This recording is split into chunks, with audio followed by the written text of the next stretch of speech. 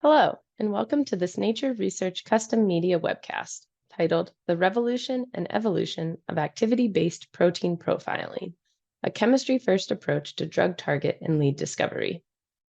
My name is Nikki Forrester, and I will be your moderator. Today's webcast is produced by LGC. Despite major advances in human genetics, finding new targets and effective ways to drug them are outstanding challenges in drug development.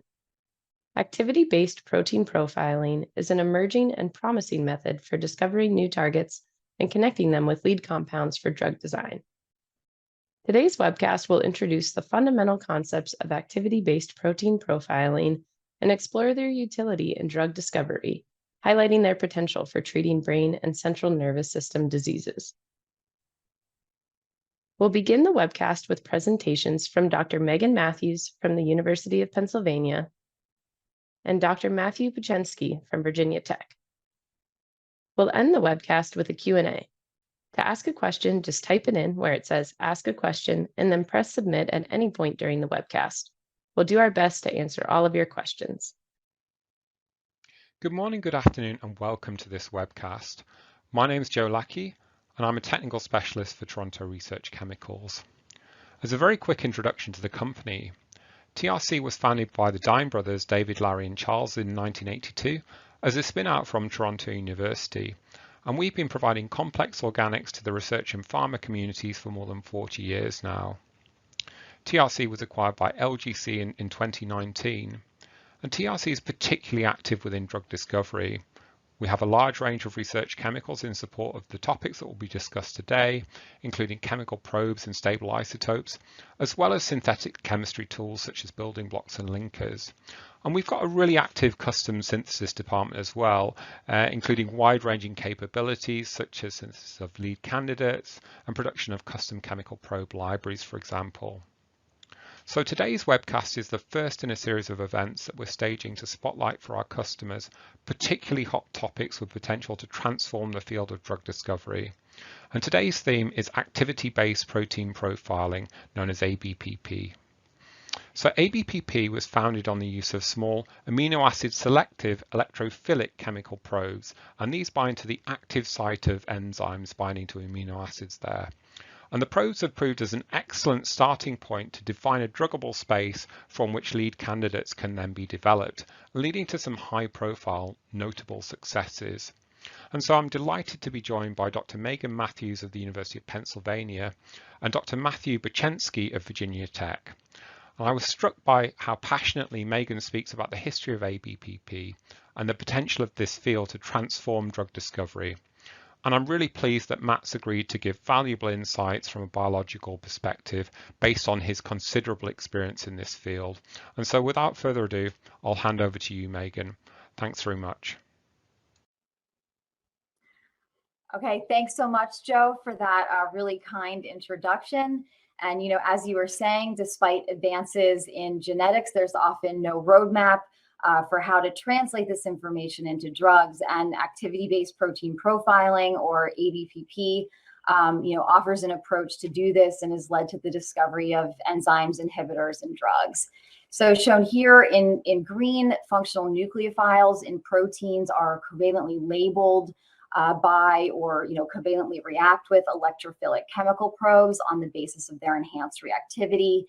And in addition to the electrophile, the probes also contain a reporter tag for detection and identification, and this is connected to a linker region that may or may not contain, a binding element, just depending on the applications.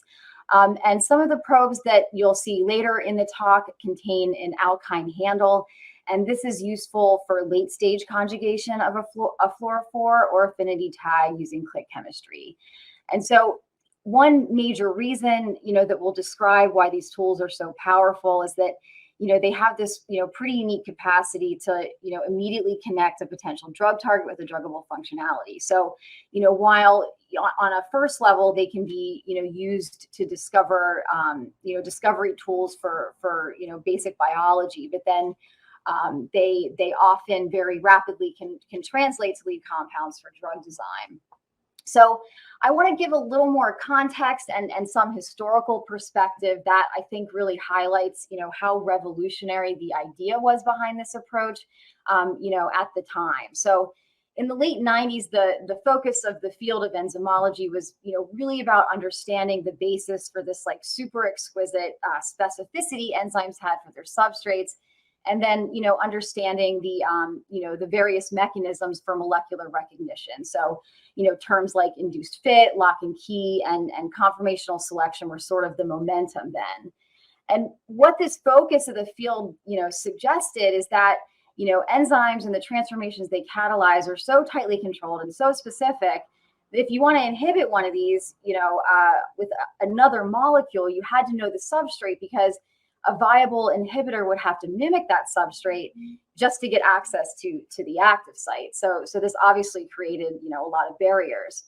But the premise behind ABPP was revolutionary, because it kind of turned this whole idea on its head and said, let's bypass all that molecular recognition, using amino acid selective modifiers as, nondescript probes. And what this allows you to do, I'll show in the next slide, you can build it back in later. So the probes are non-specific, they're structurally, nondescript, and it makes them sterically non-selective. However, the reactive group, the electrophile, is chemically specific for the protein functional group that it's targeting. So only the molecular recognition is removed. And this is the reason why ABPP probes can be used to quantify enzymes of a shared functional class. So the benefit of bypassing all this molecular recognition up front is it can be exploited later to identify specific inhibitors that block the active site and prevent probe attachment. And this is really, the utility in drug discovery. So in these, competition experiments, as they're referred to, libraries of, either electrophilic fragments or non-covalent binders can be screened for their ability to block covalent tagging of individual members that are labeled by the probe. And so the output, right, the measurement is this loss of probe labeling, and this can be observed by a variety of approaches that Matt will describe, later in later slides. And just one comment for, what is the sort of, chemical rationale for how you go from target promiscuous probes to target selective inhibitors. And the idea here is you basically want to tune down the reactivity of the electrophile and tune up and build up the binding elements and, make those structures more elaborated. And the idea here is then covalent inhibition is largely, driven by binding rather than reactivity. So what the probes taught us about like the basic principles of enzymology, then also really changed how we think about covalent drugs and changing sort of, the thought process and, changing how people think about things is one of the hardest things to do. And, this approach, really has done it on both the basic level and translational level. So at the time, covalent drugs were thought to be unsafe and with good reason. If you think about non-selective molecules that irreversibly and permanently inactivate some unknown number of enzymes that have some unknown number of vital functions, that is unsafe and could be catastrophic. But ABPP, really changed this thinking, and this approach is responsible for this, big resurgence in covalent drugs and growing interest in covalent tools and molecules as pharmacological probes. And the bottom line, the innovation, has to do with, and Matt will describe this in more detail, right? That the potency and selectivity of an inhibitor can be evaluated at the same time, proteome-wide and in a physiological context. And this really is sort of drastically changing the classical approach of drug discovery. So all these concepts are really, best showcased by these electrophilic fluorophosphonate probes that, specifically recognize nucleophilic serine residues, when in the context of this catalytic triad active site of serine hydrolases. And so this is, a unique case where the only time and situation in the proteome where you have a really nucleophilic serine residue that is orders of magnitude more reactive than every other serine in the rest of the proteome. It's only in the context where the cell is requiring a hydrolase activity. And so you can see here, the many orders of magnitude difference in the pKa, and this is what the probe can recognize. So the probe can distinguish, these two activities. And so this is the basis, and this is why fluorophosphonate is an activity-based probe for serine hydrolase activity. And it's all about this enhanced, chemical reactivity of a functional group that's associated with function. Okay, so this was the first ABPP probe, and its structure. So it has the electrophilic fluorophosphonate, and this is appended to a rhodamine fluorophore. And this is, a near universal strategy to monitor, perturb, and characterize, this activity of this entire class. We can resolve activity from expression and look at changes in activity across any system.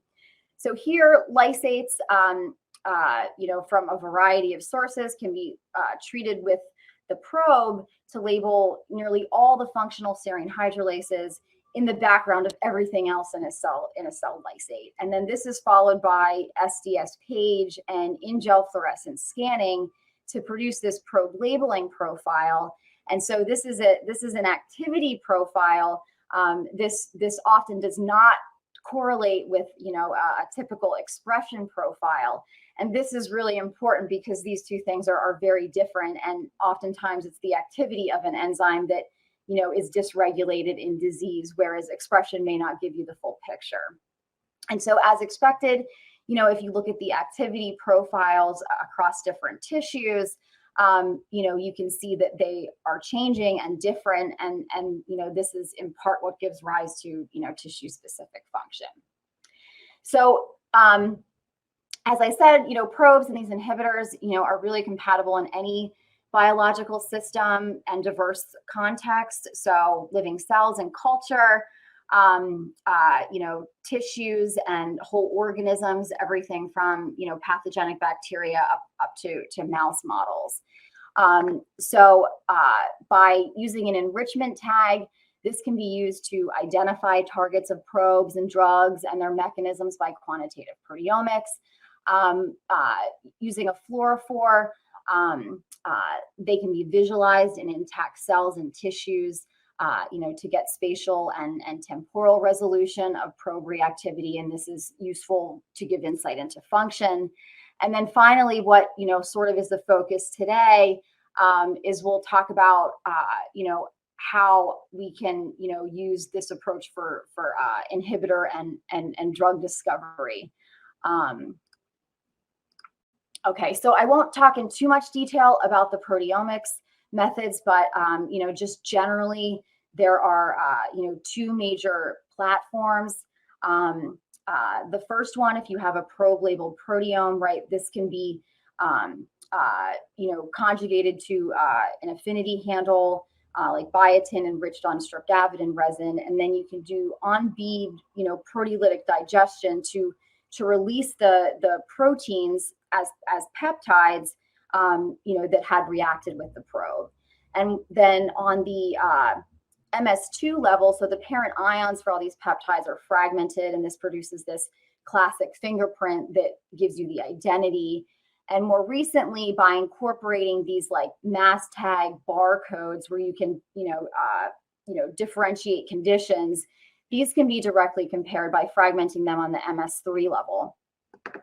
And then the other platform that is more relevant, later in the talk, this is the second step of the workflow where the probe captured peptide is isolated. And here what we'll talk about is how we can really push the limits of discovery by allowing the site and mechanism, to be, discovered in vivo, de novo.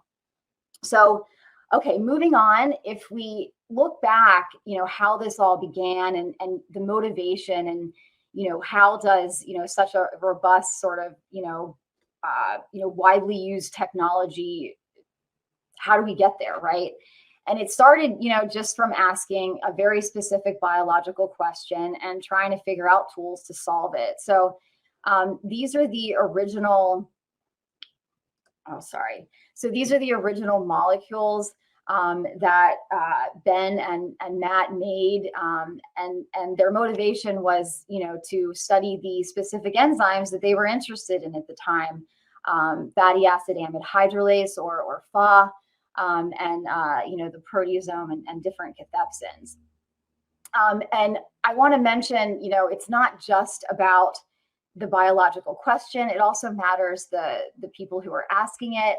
And I think the emphasis on collaboration and, the major effort to make these tools, readily accessible, I think, is another element that enabled the trajectory of what, Matt will now tell you about.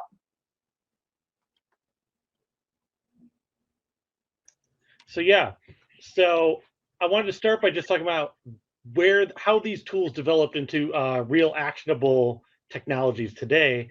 Matt Boyio's group at Stanford has taken this and utilized these covalent affinity probes to develop fluorescence probes for targets that can be used to identify tumors. And as you can see here on the left, this is a visualization of tissue that wants to be resected. And you can see one of the challenges is seeing not only where the obvious component that needs to be dissected is, but where some of the other components where it's more difficult to visualize. This technology is pushing the forefront of that avenue of biological science. Ben Cravatt and facilitated a lot of work in collaboration with Pfizer to try and develop the fatty acid amide hydrolase as a potential anti-stress and analgesic druggable target. It was discovered that fatty acid amide hydrolase, or FAAH, as we'll call it in this talk, is an enzyme that regulates the formation of endogenous cannabinoids. And see, these are the lipid signaling molecules in the brain and in the body that recapitulate the actions of THC, or tetrahydrocannabidiol, the bioactive component of cannabis. And so the thought was, we know that cannabis can have a lot of really useful biotherapeutic properties, but if possibly harnessing a FAAH inhibitor to recapitulate some of those beneficial properties without producing some of the psychoactive and addictive side effects would be a real benefit to a lot of therapeutic populations. So we're going to talk about that in the next slide here. So the example is looking at a drug that was developed using this technology by Pfizer Pharmaceuticals, PF 0445785, which is the clinical candidate. This is a covalent FAAH inhibitor, and we're going to show how this could be tested using ABPP technology, using that same fluorophosphonate probe, by giving either the drug and then following it with the probe on tissue that's been taken post-mortem. As you can see in the gel on the left, you see that probe labeling of the vehicle-treated tissues labels a number of different serine hydrolases. Each one of those bands is a different serine hydrolase. Now, we've indicated where the FAAH band is on that gel. You can see that pre-treatment with the clinical candidate at either 1 or 10 mg per kg blocks binding of the FP rhodomine probe. And so you see a loss of that band, and that indicates that it's inhibiting that target. What you can also see is that there is very little effect on any of the other targets, demonstrating the selectivity of the clinical candidate for the target of FAAH.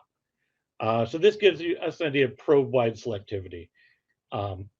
Now, one of the really cool things that they also did was take their clinical candidate and add an alkyne handle, as Megan described. And so in this case, we don't have to use the fluorophosphonate probe to visualize all the serine hydrolases, but instead the clinical candidate could be put in the same way that the drug will be put in a systemic administration, and then the tissue could be taken. It could be, and the handle can have a rhodomine added to visualize where the drug has gone. So we can look at proteome-wide selectivity of exactly which targets are engaged by the clinical candidate alkyne modification.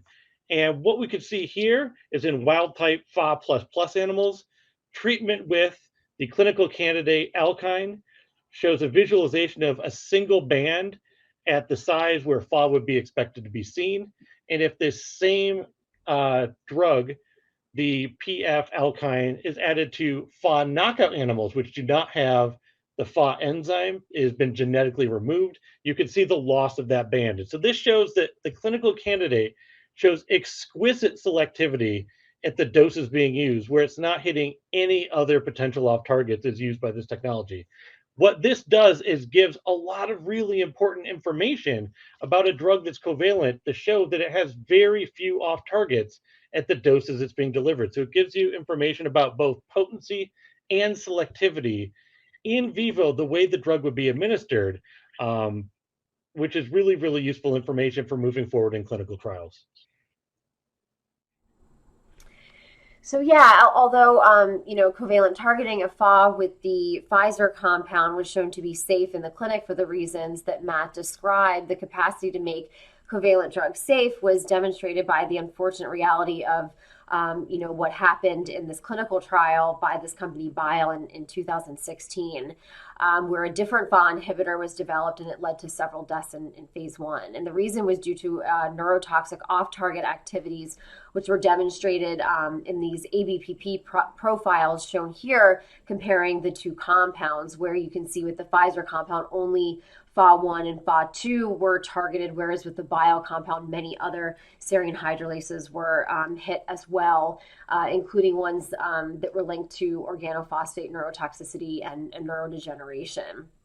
And then also, this is also shown in the metabolomics profiles here, where on the right you can see many different types of small molecule lipids and other metabolites are changing that are far beyond the scope of the endogenous FAAH substrates, whereas much fewer are changing with the Pfizer compound for FAAH. So the bottom line, if the rigor of ABPP would have been applied here, in this case, this catastrophe could have been prevented. So what we learned from all of these studies on a basic science level, if we go back to that part, is that probe promiscuity is a virtue, not advice, so long as the probe capture events are directed at chemistry that underpin function. And so this, fundamental knowledge is what allowed us to see the next revolution in the approach, where we can bypass both molecular recognition and chemical specificity, almost to an extent where we're approaching kind of this holy grail of ABPP. So, but again, this is taking this fundamental concept again. If we take the idea from the beginning and go one step further, right? Can we bypass both molecular recognition and the specificity with a single probe reactive group that will covalently tag all amino acid active sites or all functional reactivities on the basis of a common characteristic? So can ABPP probes be chemically promiscuous with the same idea that we can build back in specificity on the chemical side as well? And along these lines, we can push this even further and say, what if the functional sites or chemical reactivity are unknown? Can we build in discovery where we don't have to know what the reactive group is or how it reacts if it is known? And so it took us a while to figure this out, but we to take this also an extent further, we can bypass both genetic and chemical prediction to discover new biology and covalent chemistry. And this was a big advance because up until this point, the classical approaches, could rely on genetic prediction to identify the location, and then the protein sequence, because of these conserved, consensus motifs, would tell you where that reactive group is. Now, neither of these, are required. And so we put all the burden on the proteomics side and say, we can figure out where it is, what it is, and how it reacts without knowing that it even exists. And this has to do with finding these, parent MS1 pairs and then doing de novo sequencing. So it's about searching the data in a little bit of a different way, but we won't go into this too much. And so the bottom line here is that we can find unpredicted biology, and this leads to new targets and new druggable functionalities. And this also is unpredicted chemistry, and as I'll show you, this can lead to new ABPP probes. And so, again, the motivation behind all of this was not technology development in any way. Just how ABPP started, this sort of revolution in the approach also came from a very fundamental, basic, general chemistry level question asking, where are the electrophiles, right? So, up until now, all the probes have been electrophilic and they go after nucleophilic functionalities. And this is completely reasonable because the amino acid side chains are biased, right? Nature's composition is biased for functional nucleophiles. And so I was interested in, where are the electrophiles, what are they, and what do they do? And pushing this even further, what other electron deficient functionalities might we find using electron rich rather than electron poor probes? Because electrophiles are just one type of electron deficient functionality. And so where we started was with an old drug. So we took this old drug called phenelzine. It's FDA approved. It reaches the brain to affect mood and behavior, and it uses a hydrazine group shown here in red. This is the active pharmacophore. And it's brain penetrant, and it works to covalently and irreversibly inhibit the flavin cofactor of monoamine oxidase. This is an important enzyme in the brain that regulates neurotransmitter levels. So now from a chemical perspective, the hydrazine pharmacophore was pretty unique, right? Because it's a good nucleophile because of the alpha effect, and it's a good reductant. So what this means is it can readily donate either one or two of its electrons at a time, depending on what it's reacting with. So this is what gave us insight into, okay, maybe this can do radical chemistry as well as direct polar attack with two electrons. Then from a biology perspective, we knew that hydrazines targeted enzymes. We knew that they were viable in the clinic. We knew we could reach the brain and be in complex, biology with these systems. And, these drugs had a range of therapeutic efficacies everywhere from treating psychiatric disorders and other diseases of the central nervous system. And more broadly, even more recently, they're in phase 2 clinical trials for prostate cancer. And so what this told us is that even though in the 1950s, when they were calling this a drug back then, really based on today's standards, because of activity-based protein profiling, this was behaving more like a chemical probe without a handle. So what did we do? We put a handle on it and turned it into a probe, and what it found in cells and in vivo is precisely what started this next revolution. So the first thing it found was unpredicted biology, and I'm going to show you an example of that. And it wasn't too hard to find, and it wasn't supposed to be there at all. So I'll tell you about this new biology on these proteins called cisternin-2 and cisternin-3. They were unannotated at the time, but they were predicted to be N-terminal nucleophile hydrolases, where this cysteine 6 residue that is shown in red is the predicted site of autoproteolytic processing to release this N-terminal cysteine residue, and this is supposed to be the nucleophile, the catalytic nucleophile for a hydrolase activity. However, what we found instead was what I call a Glocks modification. And so this was a really interesting case where genetics predicts hydrolase and discovery proteomics tells us something totally different. So what we found instead is, yes, the N-terminus is cleaved, but then after that, there is a really interesting chemistry that happens. This is endogenous. It happens in cells, and as I'll show you later, is present in the brain as well. We do a carbon-carbon bond cleavage and oxidative deamination to get to this N-terminal glyoxyl group. So this was the first example of a naturally occurring Glocks group in nature. And this is the chemistry for how it was captured by the probe. And this was a really important observation, because even though you may look at the structure and say, okay, there's an oxygen here versus a nitrogen, and we don't have this thiol group anymore, but this is super, super important because it totally changes the function of the protein entirely. It changes the approach to study it, the tools that we would use, and what it's going to do in biology. So this is why this was so important. We found a new functional group, and this functional group was brand new. And this was also an interesting case from an ABPP perspective, because the only biological activity was the reactivity with the probe itself. So this was in a protein that was uncharacterized. This is the first post-translational modification of its kind. Generally, in nature, when you have an electrophile that's found on a protein, it has a catalytic capability. It's usually some sort of enzyme cofactor. This is the mechanism for how it reacts. And so our first, very general, immediate questions about this system is one, how does it get there? This has to be enzymatically catalyzed. So what is the machinery that is doing this chemistry and regulating it? The second question, what does it do once it's there, and where else is it and why? And so everything that we've gathered so far, I won't go too much into this, is we think that this Glocks is a new type of enzyme cofactor. It has a metabolic activity in the brain that's important in amino acid metabolism and sulfur metabolism. And the enzyme that installs it is also important in sulfur trafficking. And we think this activity is a pretty fundamental part of metabolism. The cysteine residue that contains the Glocks modification, as well as the entire proteins, are conserved across species. So we also learned that Glocks cysterine 3 engages this phenelzine drug if we turn it into a probe shown here. It's captured in living cells, and the probe label band here is lost by mutating the cysteine residue to alanine. So this is a great example that shows activity can be differentiated from expression.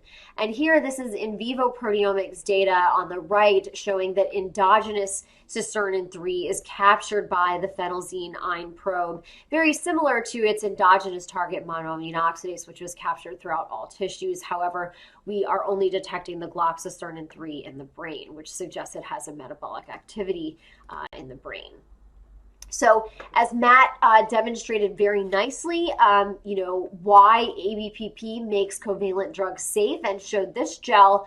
What I'm showing here on the right is a derivative of the hydrazine probe, where we are doing the same exact experiment. So we generated cysteine 3 knockout animals and learned that they are viable. And very similarly, if we look in the knockout, we see loss of a band. Now, one major difference is it certainly is not as clean as you can see here. So we have a lot of chemistry still to do to improve upon this structure. But we think that we now have an assay to do this. And so this is one of these areas that opens up new chemical space, certainly that I've been talking to Joe quite a bit about. We also showed that, these, potent selective inhibitors can still be developed. Okay, so here we can do this in several ways, and this is the paper where this was described. So we can elaborate the probe structure. And so now we have taken a bunch of these old hydrazine drugs and converted them into probes. And what you can see is we get very different probe profiles. However, even in the first 20 or so compounds that we made, we are even getting isoform selectivity between the cysteine 2 and cysteine 3 isoforms that both have Glocks.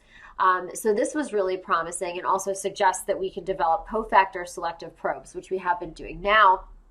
And then on the right, this is just an example, how we can use these probes in living cells to determine the potency and selectivity of drugs that operate by different mechanisms. So for example, this is a GSK 2879552 compound. This is a KDM1A, which is a histone demethylase enzyme. This is an inhibitor that has an apparent binding affinity of 1.7 micromolar.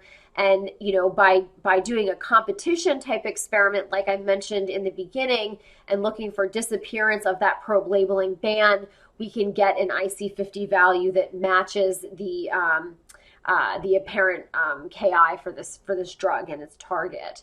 And then finally, in the middle, we have now made a pilot hydrazine library where we can develop nucleophile fragments very similarly to how Cravatt and others, now have many diverse electrophile fragments. And, by looking for blocking of the probe labeling band, we have now gotten Serine 3 inhibitors that are potent and selective, and have IC50s in cells down submicromolar levels. So far, everything is behaving. All the power of the classical ABPP approaches is holding true, and is very robust, for reverse polarity as well.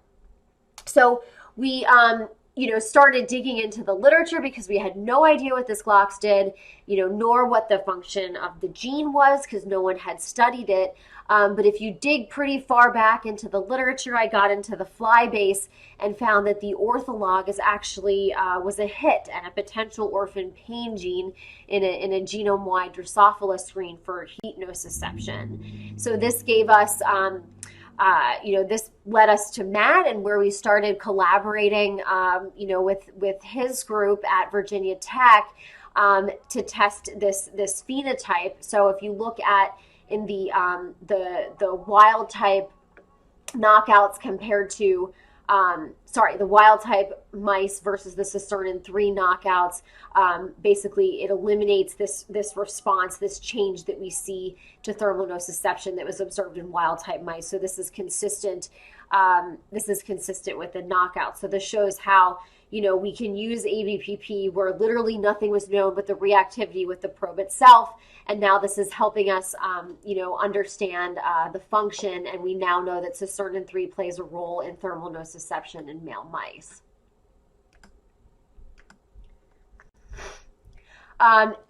Moving on to a second example, looking at unpredicted chemistry, I'll tell you just briefly about these iron oxygenase enzymes and a new way to covalently inhibit them. So this is a really important large enzyme family. They require iron, 2-oxyglutarate, and oxygen. There's about 60 members, and they play all kinds of really important roles like epigenetic gene regulation, DNA repair, oxygen sensing, all kinds of things. So I'll show you a little bit about one member called FTO, which stands for fat mass and obesity, methyl 6-adenine RNA demethylase. So inhibiting this enzyme is a known therapeutic approach. It's a cancer target. It's an epigenetic eraser. The gene is a predictor of obesity, and it also regulates dopamine receptors in the brain. So this is a case where its function is known. It's certainly known to be a druggable target, but there were no really good ways to inhibit it, okay? And now we have a new opportunity for covalent inhibitors by a new mechanism. So all previous approaches and a lot of the inhibitors that have been developed, basically we need them to be more selective. And the reason is because all the approaches and strategies for drug design have been targeting conserved features of catalysis. So if you're going to target a conserved binding pocket, that's not going to be amenable to selective targeting. And if we're not specific for the active functional forms, this is a high risk of developing a drug with no therapeutic effect. So these kind of suffer from the kinase problem. But what we found is they operate similar to monoamine oxidase, actually, where the enzyme, the bottom line is the enzyme activates the probe in a radical manifold that results in aerylation of the active site, shown here with this histidine side chain that's coordinated to the iron center. So the residue that is arylated is shown in pink.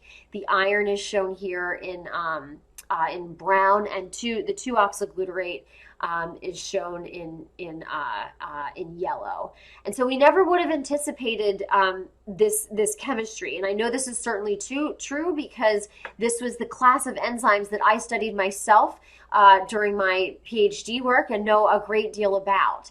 And so what was really cool about this is it was novel because this is a unbiased probe first approach, right? We're asking the pharmacophore to reveal its targets to us. So this is one of these cases where, we didn't have to predict the chemistry. We could just broadly ask, what is hydrazine reactivity and what other types of enzyme classes might we inhibit? And we've now shown this for this mechanism for 4 or 5 of these enzymes, and we broadly target all of them, so that we now have a general ABPP probe for this enzyme family. And so These were just 2 examples, and this is only the beginning. We're now nearing, unpredicted ABPP probes for nearly 10 enzyme families, and this enables inhibitor and drug mechanism discovery for all of them. And many of them are shown here, and I've only told you about 2. And so this is why, we see this next revolution, right? We're bypassing both molecular recognition and chemical specificity to approach this kind of holy grail of ABPP. And the common feature that we're exploiting is functional electron deficiency. So the only property that is shared among all the protein families that are covalently targeted by the hydrazine probes is electron deficiency. And that can be either an electrophilic cofactor, or that can be, an oxidant. And I showed you examples of both, either this, unpredicted biology example of Glocks Serine 3 that we think is going to be involved in amino acid metabolism in the brain and is very fundamental. And also these iron oxygenases, this was unpredicted chemistry that we never could have anticipated. And this is, really important because what it really highlights is this dark hemisphere of chemical biology. So to emphasize the scope of what we're doing, this schematic shows how fundamental and expansive it is.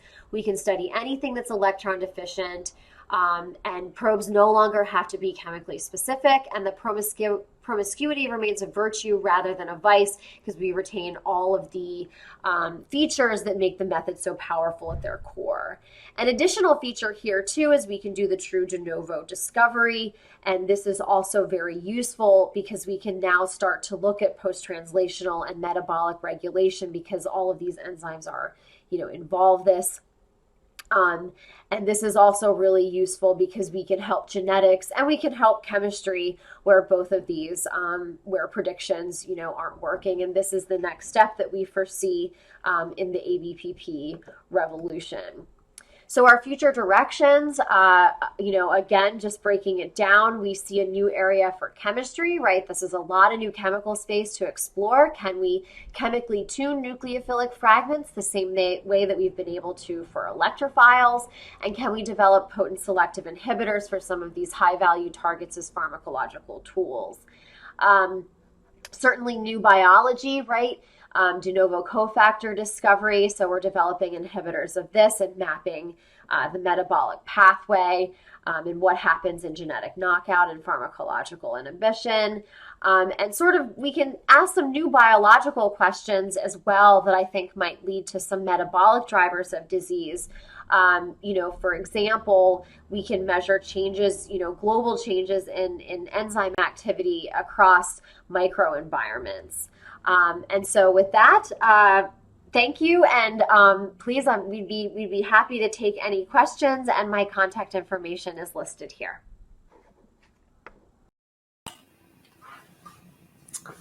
Fantastic. Thank you so much for your presentations, Drs. Matthews and Buchensky. Now it's time for our live Q&A with the speakers. If you'd like to ask a question, just type it in where it says questions and then press submit, and we'll do our best to answer as many as we can today.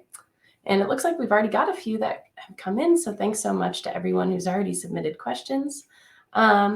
So our first one, someone was curious, looking into the future of drug discovery, can you speculate on the value of being able to design drugs against PTMs and dysregulated enzymes? And perhaps Megan, you'd like to kick us off with that one?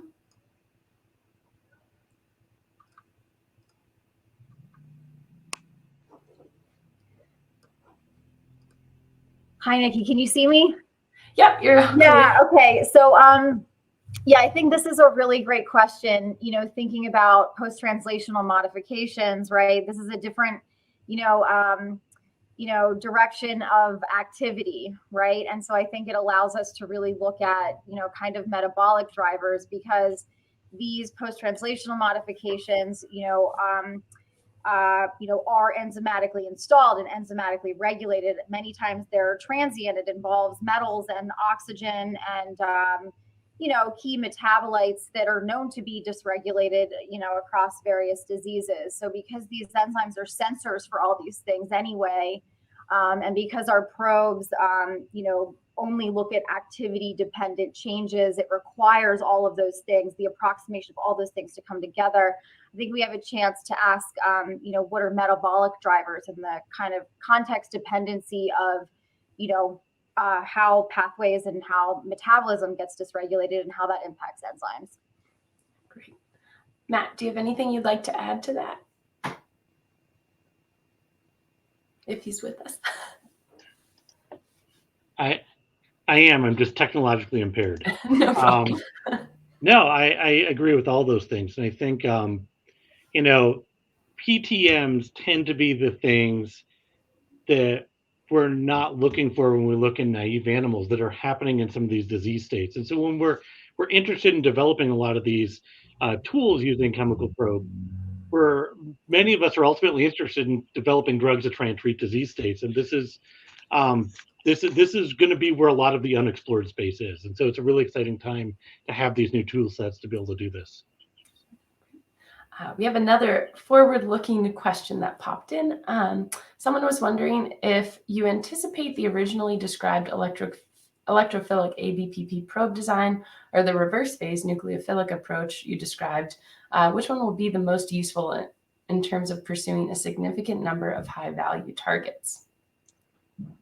Yeah, that's a good question. I guess I would say, go back to the history, right? It started with, one probe and one really, really important enzyme class. And if you look at, now the capability that we have, right? It's one probe, but many enzyme classes, many protein classes that are, very diverse, and several of them now that are, really large protein families.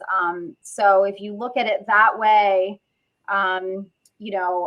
assuming, we can develop the same types of selective molecules, which so far we've been able to, then you would say, right, it's one probe for that many more enzyme classes, not just one. So, and because we can look at them all at once, right, I think we, have a better sense, again, for the metabolic regulation and many different diverse classes, both organic and inorganic types of cofactors. And so that allows us to address many different types of dysregulation on the metabolic level at the same time. So I think there's a lot to do. We'll be busy for a long time. Not a bad problem to have. Another question popped here for you, Matt. Someone said, because the probes are often brain penetrant and compatible in vivo, which is a new capability by contrast to FP and photoaffinity predecessors, how will that enable or direct target developments in CNS diseases? Yeah, so, in so many ways. How do I begin? It's an exciting time for our ability to be able to develop drugs targeting the CNS, because two of the major challenges in targeting things in the CNS are, one, can you get it into the CNS? Being blood-brain barrier penetrant is a big challenge for a lot of small molecules, and a lot of pharmacophores are not effective at doing so. And so starting from a place where you already know that box is checked is fantastic. The second is that you always worry, particularly when you're in the CNS, about off targets. You don't want to have anything go wrong when it involves the brain in a covalent drug. And so the ability of ABPP to be able to say, okay, not only do we know if we put in a drug at a specific dose, if we're doing some of these preclinical trials, that it gets into the brain, that it engages our target at a specific dose, but being able to get a lot of information, all the things in the brain that it doesn't hit is super, super important with regards to things like safety profiling and druggability. We've seen in this talk how that can go wrong. But we can look at the flip side and say how many ways it could go right if we do this correctly and effectively and leverage this technology to try and make safe and effective drugs that don't do the things that we don't want to do. Megan, do you have anything you'd like to add on to that? Yeah, I think the other aspect, right, if we think about, right, ABPP in a cellular context, right, certainly behavior, any sort of phenotype in the brain isn't necessarily, actually most often does not recapitulate and is very, you can't test it in cells, right? So pain, you know, any sort of mood and behavior, you know, phenotypes, even neurodegeneration, right? So I think, you know, having the, you know, most physiologically relevant context, right, is really, really critical, because a lot of times, you know, you take a protein in a different context, that even you know, a different metabolic pathway, the same genetic mutation, put it in you know, one area of the body versus another, totally different, you know, outcomes, right? So I think being able to you know, actually look at the physiologically relevant context is powerful. Great. All right. Someone else was wondering, how do you think the nucleophilic fragment space will compare to the electrophilic fragment space in terms of diversity and tunability of the reactive group and specificity? I think that's a great question, and I don't think I have an answer. You know, what we've learned from the electrophilic space, right? There's really diverse electrophiles. You take the broad probe, you know, you tune down the reactivity, build up the binding elements, and that's sort of the strategy. You know, we've been surprised at, you know, how sort of hasn't taken too many molecules to even get isoform, you know, selectivity with the hydrazines, but will there be more than hydrazine? I think that's a great question. I don't have an answer to, and I think we have to maybe try to explore that. I would say, just to add on to that, as a biologist, I want all the probes. One of the things that, if you kind of look through kind of like the history of drug development, when people talk about things, they talk about in terms of druggability. And there's always been this idea that there are certain aspects of the body that are undruggable, certain targets that can't be done. And I think one of the things that this highlights is this ability that what we may have thought of as being undruggable 10 or 20 years ago, we're constantly reinventing what is druggable. And the number of things that are undruggable continues to decrease. We're constantly using technology like this to come up with new ways to drug the undruggable, which I think is exciting, because that means there are more targets for biologists like myself to potentially go after. That's a great point as well. All right. Another attendee was wondering whether ABPP can be used to effectively target enzymes at allosteric sites, and how important you think this will prove to be to future drug discovery. So maybe Matt, you want to kick us off on that one? So I will say the idea of making allosteric modulators is super exciting, because for a lot of things, especially in the brain, when we're thinking about the brain, we don't want to have a set of neurons that we just permanently turn off or permanently turn on. A lot of the diseases we see are where we want the burst of activity to be bigger or smaller when it's intended to be active. And so the ability to make allosteric modulators is going to be hugely important as a developmental tool in biology. I'm going to let Megan talk about how the technology can be harnessed in that way. Yeah, though, I mean, I think that's absolutely the case. You know, if you think about, like, traditionally, what is a druggable pocket? You know, you typically think about, you know, enzyme active sites, right? Because you can exploit their molecular recognition. But I think now, I mean, it's totally changing, where, you know, allosteric sites, you can discover them using ABPP and these covalent molecules, you know, to either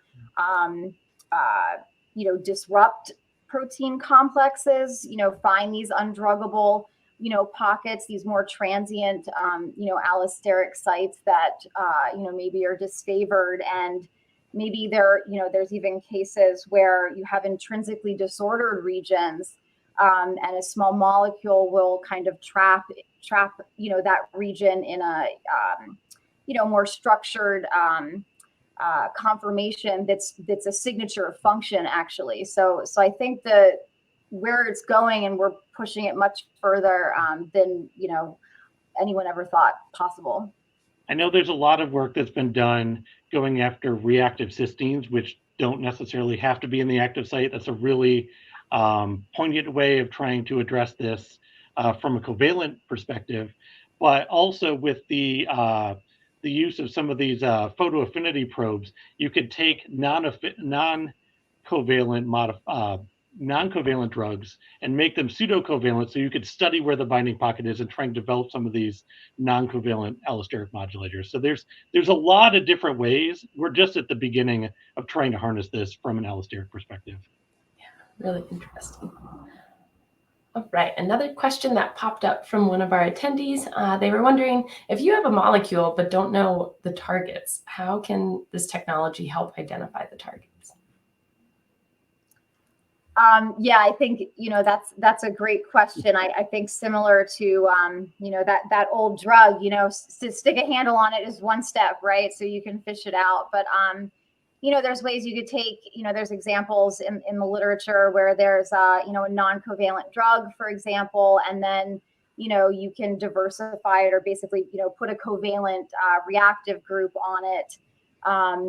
So transform a molecule from being non-covalent binder to covalent to do target identification. The other area is, the phenotypic screening, if you're, pairing it that way. But, pretty much now, regardless of the mechanism for, how a molecule is impacting function, there's a strategy to modify it in minimal ways to retain its activity and function, and do global target identification. Either the photo affinity, to sort of engineer the covalency in and do it that way, or introduce a covalent handle of now various types for almost half of the amino acids, right? So you don't have to have a cysteine; it can be a lysine, it can be a tyrosine, right? So it's really been there's not that many limitations so far. It's definitely gone a lot further than I think anyone ever expected. It's really cool. I think what I've learned as a biologist asking questions to chemists of this exact nature is it's important to consider how you think the drug may be working. And so what I mean by that is this a potent interaction? Is this something that's working like in the nanomolar efficacy, or is this like a micromolar level drug? The less potent it is, the more likely that it's producing its effects by hitting multiple targets. And trying to figure out which one of those targets is important and unimportant can be difficult. Likewise, a lot of these kinds of studies with old drugs, and Megan with the her MAOI inhibitor phenelzine kind of showed this, is even though it's producing one effect in one target to produce its antidepressant effect, it's actually targeting a lot of different targets. And so having a strategy from a biology perspective to say, well, if I find a lot of things, is that a good thing or a bad thing? What am I going to do with that information? It's good to be prepared for the idea that it's probably, if you take old drugs and put handles on them, you're going to not just find one thing. Not everyone gets to find mTOR. There's a lot of times where you use these drugs where you find dozens of targets. All right, great. So someone else was wondering, can this approach be applied to stabilize protein-protein interactions? And if so, can you suggest a plausible approach? Yeah, definitely. There's been some really cool, more recent examples in the literature using these, covalent electrophiles, that target, cysteine residues, and now using these big libraries of, building in, using like active and inactive enantiomer libraries so that you have an active, two conformations with the same reactive group as a sort of global control, to, look at, a different stereoisomer and say, it doesn't hit that, right? But, and then pairing it with the phenotypic assays, right? That also seems to be really powerful. So you screen for whatever biochemical assay or, phenotypic assay with these big libraries. And then when you find the, electrophilic compound pair where you have phenotype, and then can also, do target identification that way. And this has been to not just stabilize a transient protein-protein interaction that has,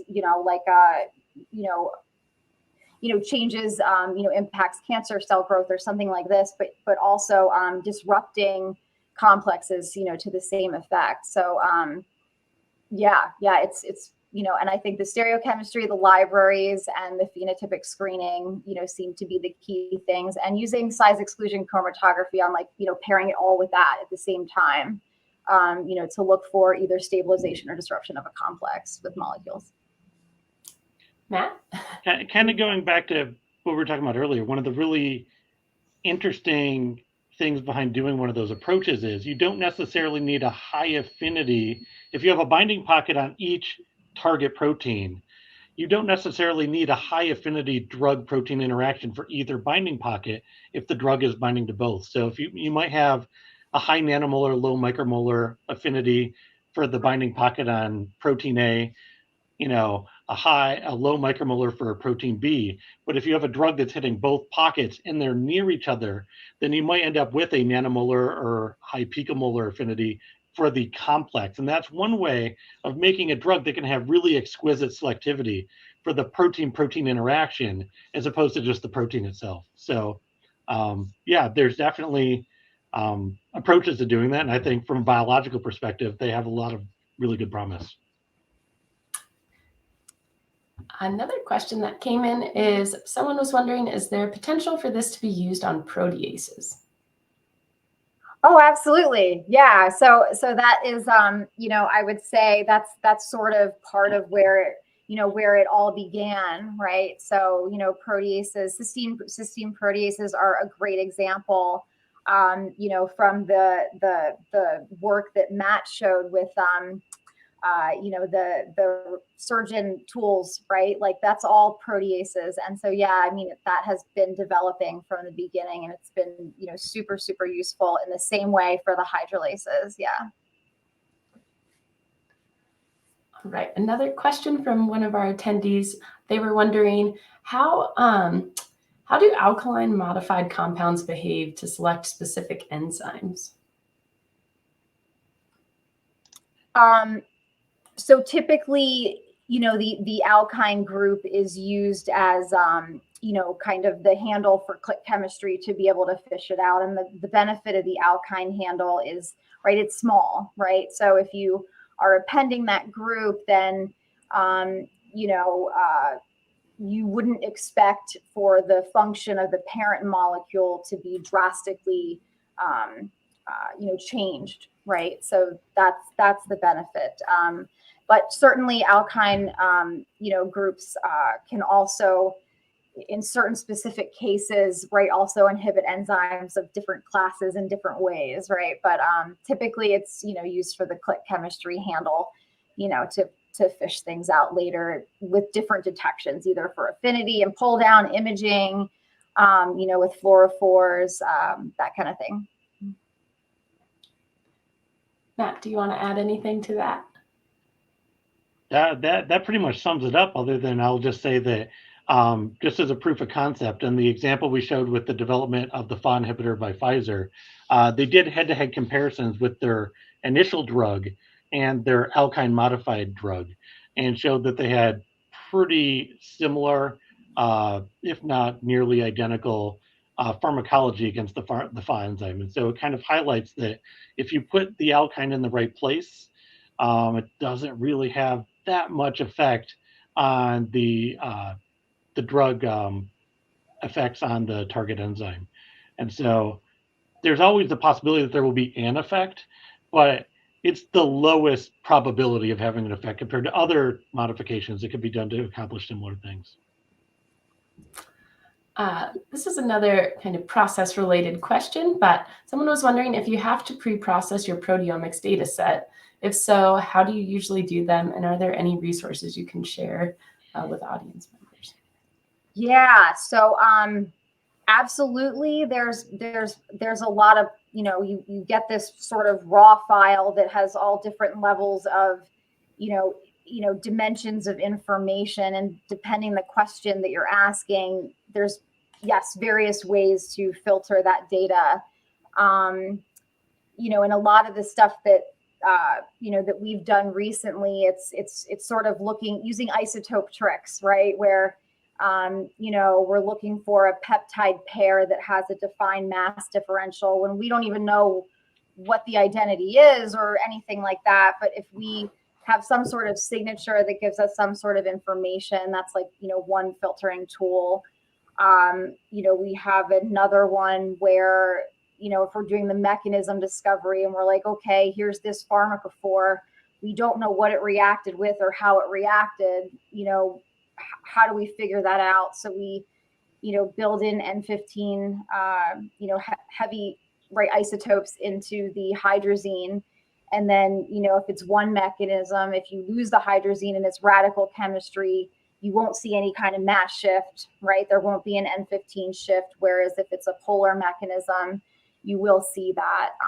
But I guess one of the things where these tools really are useful, and what Matt and I talk about a lot, right, is, these types of search tools and all these filtering strategies, I think, we take the pressure off of chemists to, so chemists, you don't have to have like, the biologist is like, okay, here's my target. I want a drug, make me a drug, right? But like, how do you do that on a molecular level, right? So like, that's really hard, right? So there's I think part of these approaches that's nice is it takes the pressure off the chemists, right? Because it can reveal those mechanisms, and it takes the pressure off of biologists too, because, maybe the existing information isn't known, right? So maybe the target isn't even known, right? So in some of these cases, like maybe the probe reactivity is all you got and go from there, right? So it can make, sort of direct target development in some ways. So I think it helps, the chemist, right, with that struggling part, and, the biologist on that end to sort of, bring it together. Right. I think we have time for one more question. How do you know that, this is in response to something we chatted about earlier, but how do you know that the covalent handle doesn't change the binding and the target of, say, an old drug? How do you know the covalent handle doesn't change? Yeah, it doesn't change the target. Yeah, certainly. For these hydrazines, right, I would say that covalent handle, getting the covalent reaction to happen is a signature of the enzyme activity, right? So certainly if you change the covalent handle, it may not do the same thing because it will have, have a different reactivity with that enzyme active site. So yeah, that's certainly, important. And two, you try to build one in and maybe you're not hitting a cysteine and maybe it doesn't bind as well. Yeah, so that could certainly impact things. So one of the things that I've learned in talking to Megan, because I always ask her if she could put handles on things and find me targets, is that there's a lot of important controls that have to go on behind the scenes to do these things. And so there's a lot of where you say, if you have the covalent drug with the handle, the non-covalent drug without the handle, you find, can I enrich for this? So is it enriched above just putting in a probe without a handle? Is it sticking to the drug itself?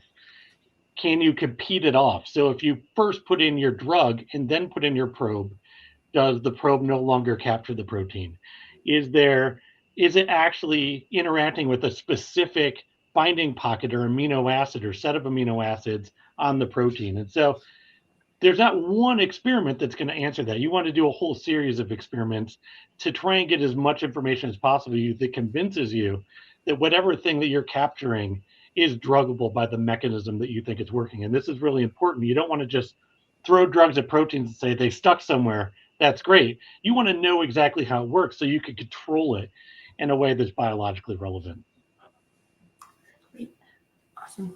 Well, I'm so sorry, but I'm afraid that's all we have time for today. Thank you so much, Dr. Matthews and Buchensky, for answering all our wonderful questions and for presenting and giving us some background information on all this exciting science today. And of course, a huge thank you to our audience for being here with us. For those of you that asked questions, but we didn't get a chance to answer them, our presenters will do our best to answer those after the presentation and the webcast concludes. And please remember that you can always watch this webcast at any time on demand at nature.com webcasts. Thanks again, and I hope you'll join us soon.